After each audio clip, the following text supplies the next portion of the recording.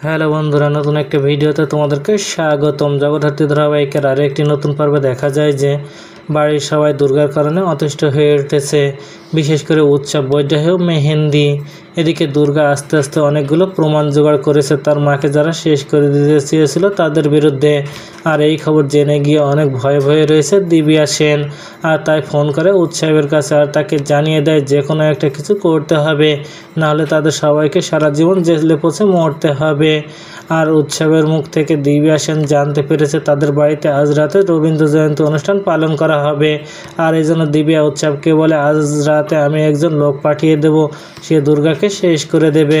ওদিকে দুর্গা তার মাকে নিয়ে স্টেজে উঠে এসেছে, আর দুর্গা হাতে একটা কাগজ নিয়ে জানিয়ে দেয় কার কার কী কী করতে হবে। ওদিকে দিব্যা সেনের কথা মতো তার সেই ভাড়া করা শুটার চলে এসেছে সেই অনুষ্ঠানে। ওদিকে দুর্গা তার মাকে তার পাশে বসিয়ে রেখে নিজে রবীন্দ্রসঙ্গীত গান গাইছে। এদিকে সেই শুটার দুর্গার দিকে গান তাক করলে সেটা দেখে ফেলে জগদ্ধাত্রী। আর দুর্গাকে শ্যুট করতে গেলে হুইল চেয়ার থেকে উঠে দাঁড়িয়ে নিজের মেয়ের সামনে গিয়ে দাঁড়ালে সেইগুলি গিয়ে লাগে জগদ্ধাত্রীর গায়ে, আর সঙ্গে সঙ্গে নিচে পড়ে যায় দুর্গার মা জগদ্ধাত্রী।